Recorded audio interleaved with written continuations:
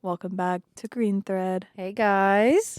It's as usual your host, Allie, And Alexis.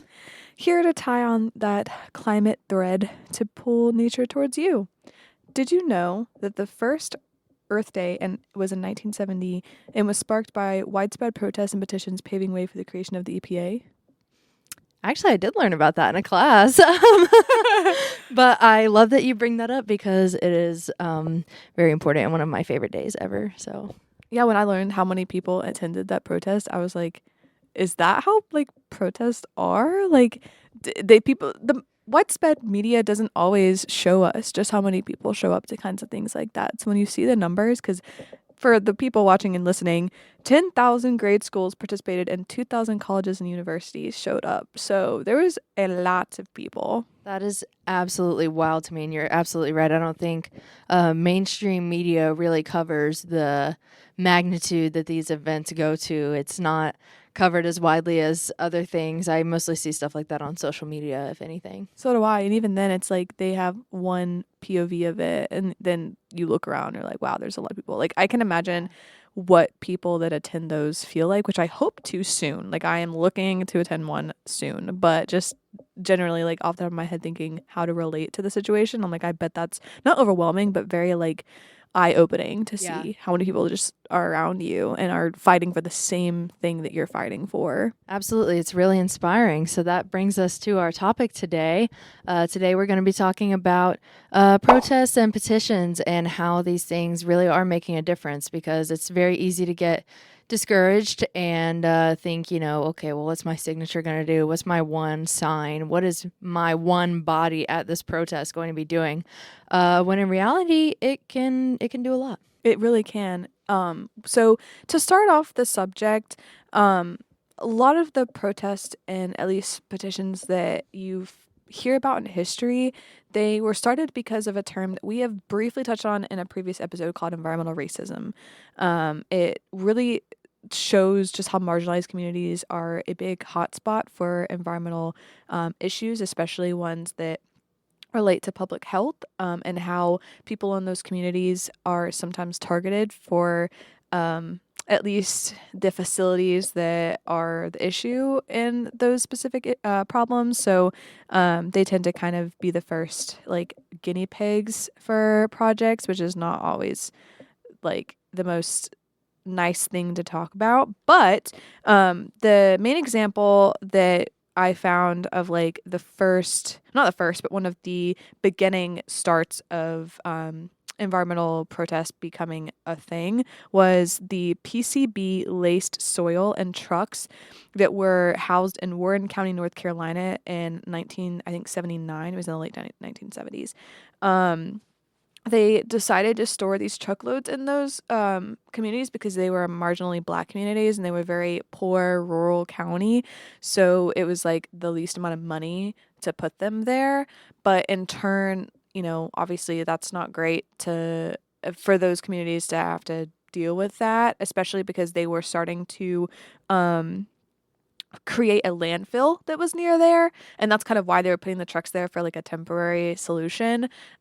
But people in that community were like fed up with it and they decided to speak back, and the residents of that county actually would lay in the streets to try to protest the trucks that were, once they started rolling them out to the landfill, they were trying to like block them from getting there. Unfortunately, it was a failure in terms of their motive, but the like idea and the goal behind it still stands, in my opinion, because it shows that people's voices can matter and show the rest of the public how people that are put in those positions aren't going to take it. Like, if they are given a problem, they're going to fight for a solution that doesn't directly impact their health.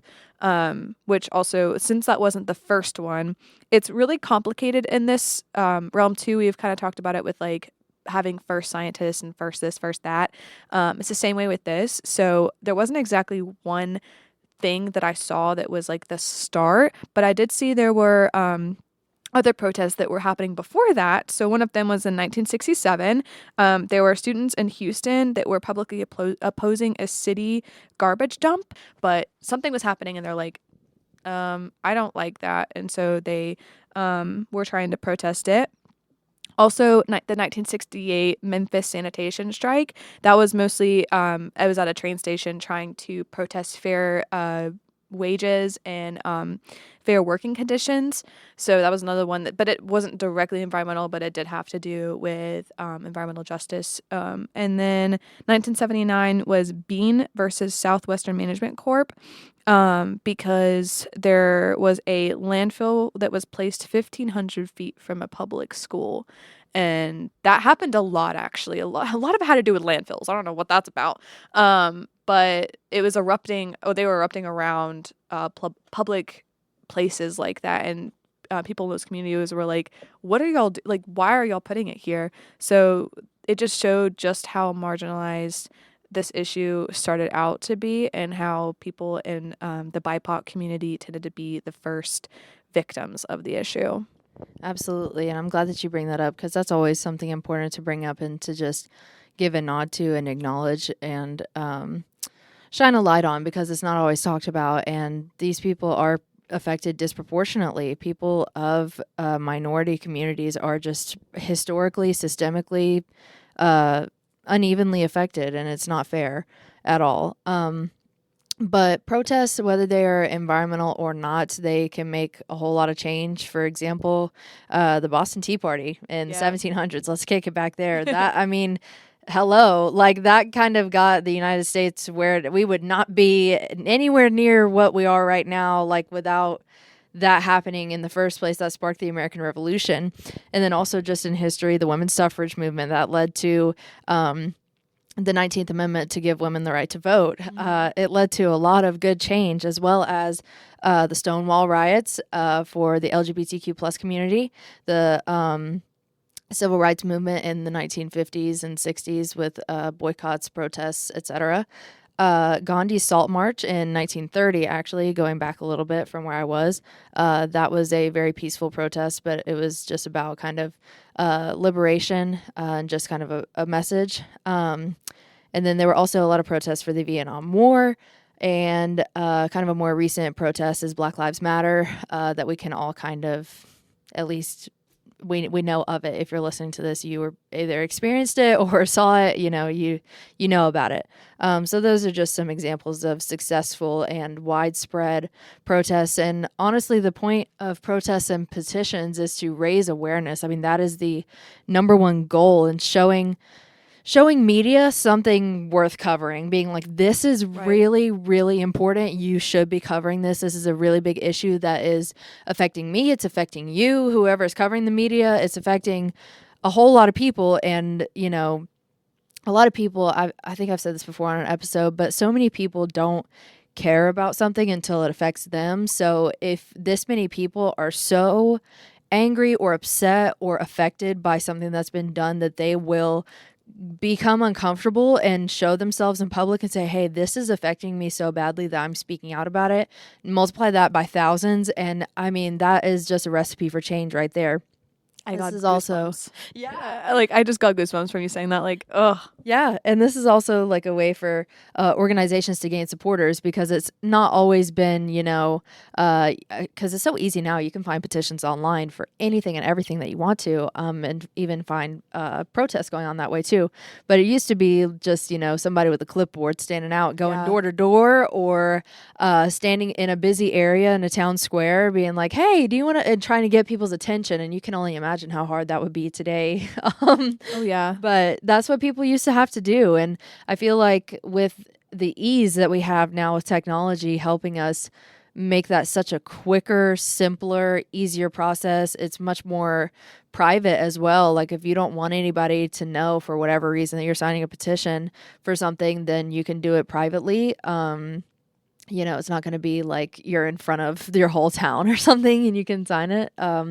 Things like that can really help with petitions and protests. Yeah, exactly. And going off of like the private part of it, like a lot of people do it online versus like taking a flyer from somewhere and having to fill it out. But I was looking at that too because I was like, okay, so we're talking about how are petitions and protests successful in the long run, but also is there a specific form of them that's more accurate than others or more impactful than others, especially with the governmental side of things? And a study by said Yoko et al. Aimed to test the efficacy of online protests and influencing government policies and found it relied on a few factors. One was communication, two was politics, three was the media, and four was the goals. So basically, their findings were that as long as the petition itself was communicating very digestibly and effectively, and also as long as it wasn't too far focused on like one political party than the other, it was a little bit more like bipartisan. Same with like if it was accurately distributed on the media, if it wasn't like, on a, it wasn't kind of silenced by one media source, but also it had the correct goals. All of those things kind of played a part in how successful it ended up being in the production of those regulations and the governmental side of it. But another thing that we kind of we were talking about with like BIPOC communities is ethnicity played a huge, huge role in it. According to Poulos and Haddad, they found that ethnic minority groups are more likely to be violently repressed, especially with their grassroots movements. Not to say that they aren't like effective. It's just like they have a lot more obstacles they have to overcome, especially when it comes to like global reform. But going off what you're talking about of like ones that are how to find them, and it's really easy to find protests going on around you. A few that have been going on for the past few years are as follows. Fridays for Future, which is mostly by Greta Thunberg. We all know and love the Queen. That started in 2018 and is still going today. The Extinction Rebellion started in 2019, still going on.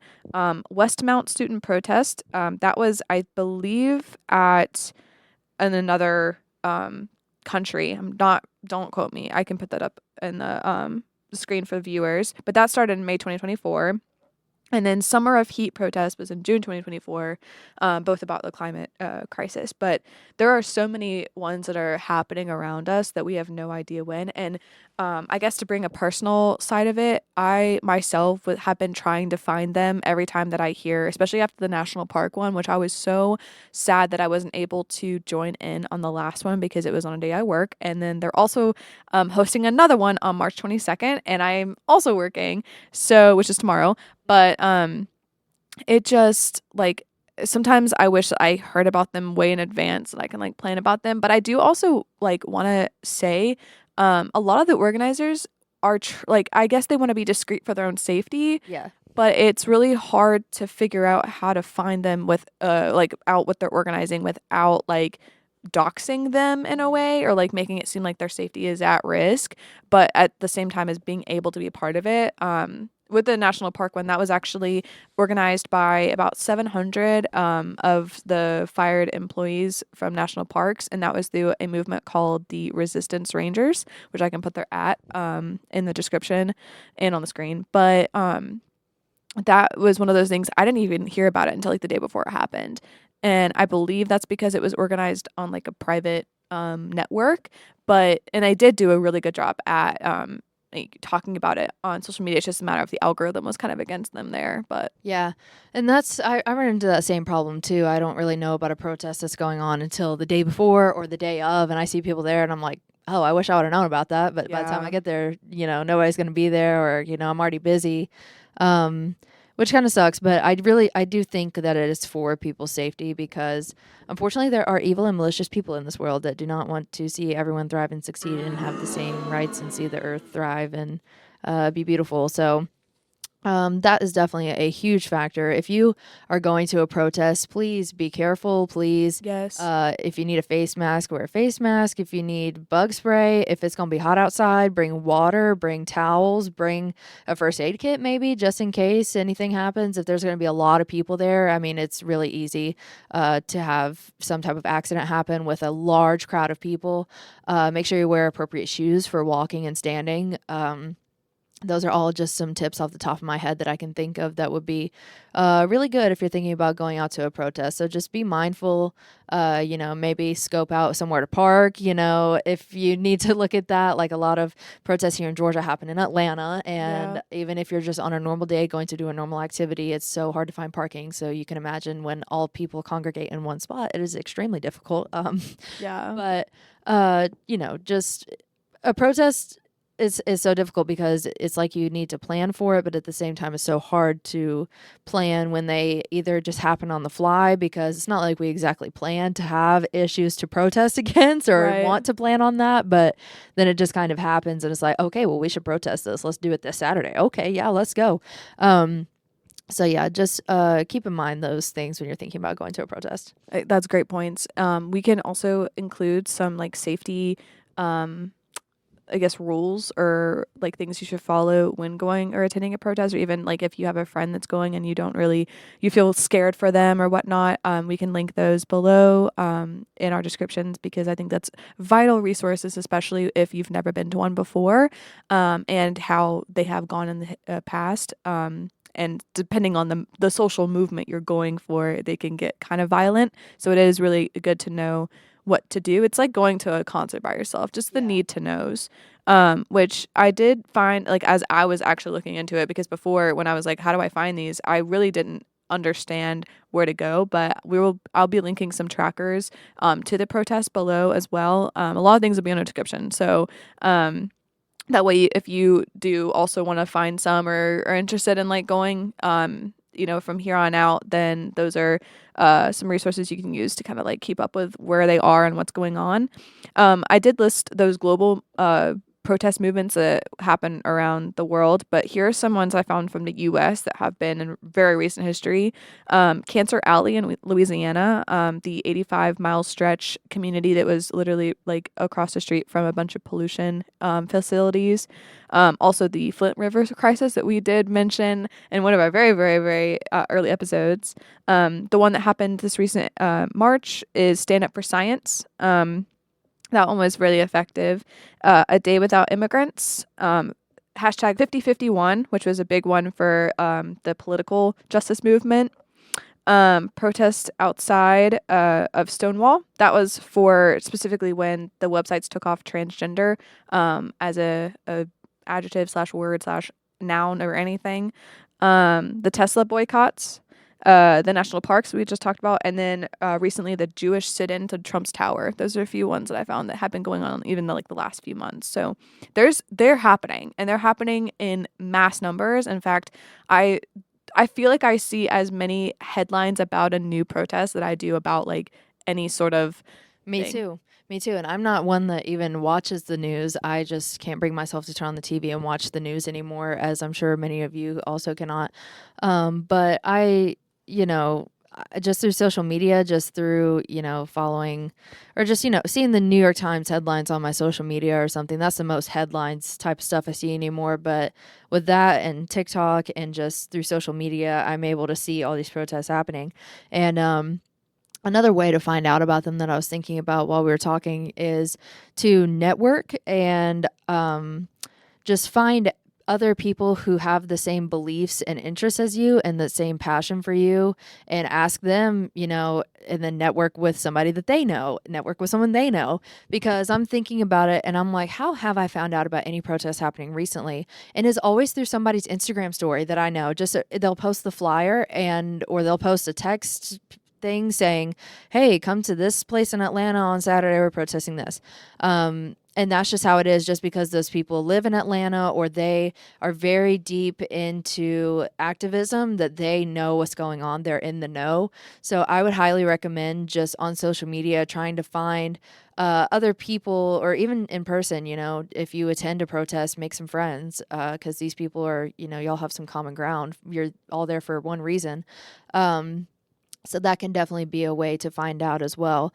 Whenever I was just doing some Google searching about petitions and protests for this episode, I found a subreddit actually called r/ask social science, and somebody had asked the question, do protests actually do anything?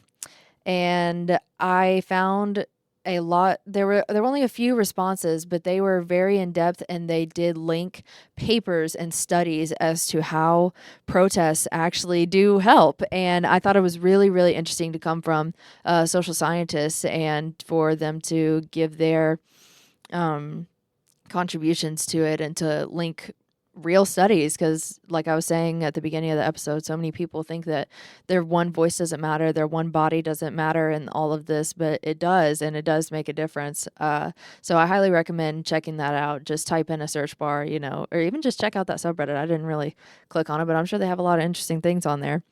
And whenever I was searching up, just petitions, where can I find petitions, environmental petitions, petitions I can sign, whatever.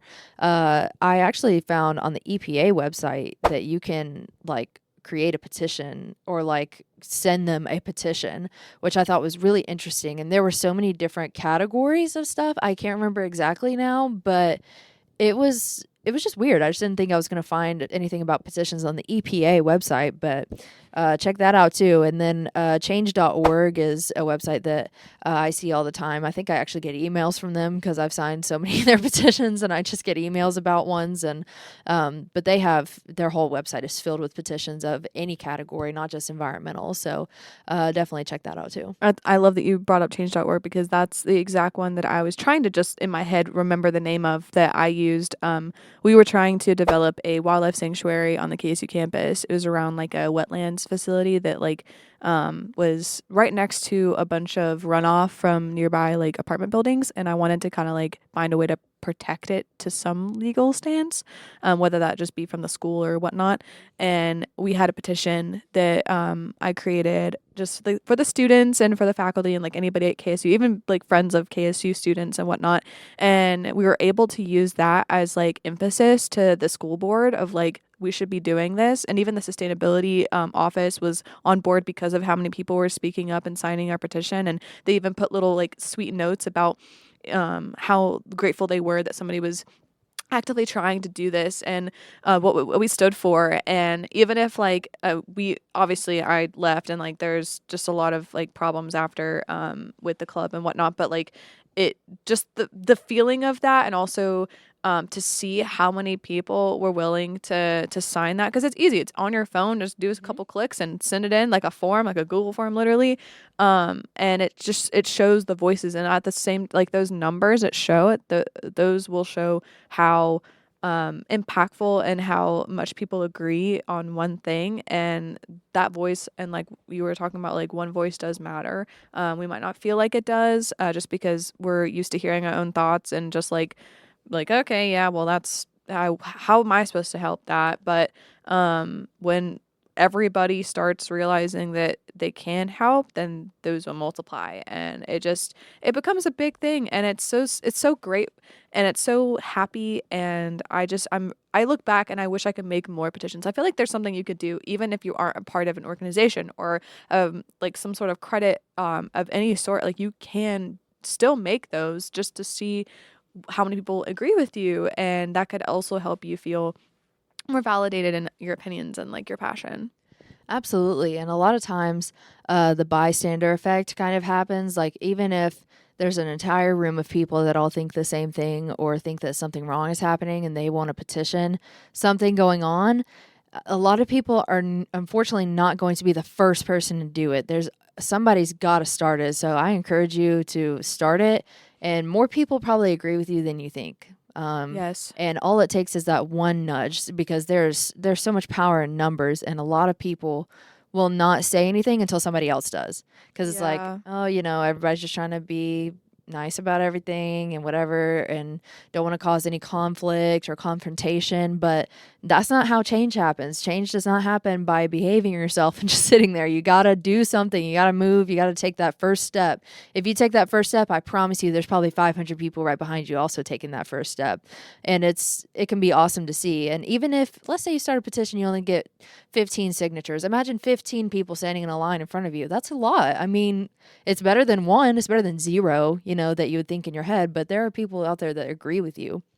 And all it takes is just that first step. No, 100%, because people, like you said, people do kind of just like wait for somebody else to take the first step. And I think that's why it was so important for us to express how many people in history have taken that first step and where we've gotten since they did, because the amount of things that we just mentioned in this one episode alone of all these movements that people have done, whether or not they were successful or not, it still created a foundation for us future generations to build upon, to show that we want that change and that we want to, put our money where our mouth is. Like we've mentioned, we're going to have a special episode. This is probably the best promo opportunity I'm going to get.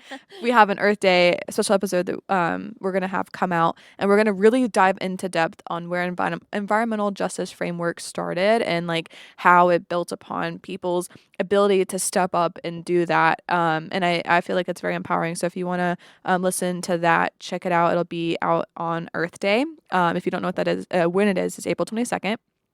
But it really does amplify how important it is to make that change and be uncomfortable. It is okay to be uncomfortable, especially when you are so passionate about a subject and also when it affects you. Like if someone's taking your rights away or taking some sort of like humane sense of your being from you without your consent, first off, that's horrible. But second off, like do something about it. Stand up, say something, see something, say something. Mm-hmm.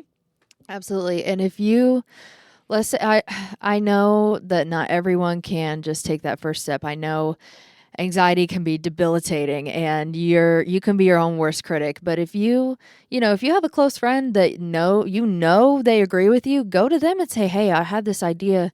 I know we're both really passionate about this. I'm just scared. Would you take this first step with me?" I guarantee you they're going to say yes. They will say, "Absolutely. Let's do it together."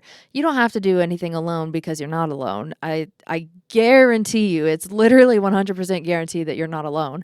One prime example is, this is almost, it sounds silly, but it's not. There was a quote petition. It was more of like an interest form, but they called it a petition of this past semester at my school of who would rather have an 8 a.m. lab versus having lab after class in the like middle of the afternoon and taking up like the whole prime time of the day. And so these people went around with a petition saying, sign this if you want lab at 8 a.m. instead. And I signed that petition, and guess what? We got lab at 8 a.m. instead of in the middle of the day. And I was one of those people. I'm happy to have lab in the morning and have the rest of my day to myself. But without somebody saying something, they could have just not said anything and have lab be in the afternoon and everybody be slightly unhappy because it's like, man, I could have had it this morning instead. But nobody said anything. But someone said something and they got it done. And, there are a handful of people who are not necessarily early birds, but, the petition was successful is my point. Yeah, and going off of that, like if anonymity is like the best form for you, or if you genuinely do have or suffer from like that anxiety that makes it to where you don't want to be in the front of the show, that's okay, because we're now in that age where that's easy to obtain and you don't have to have your name on things.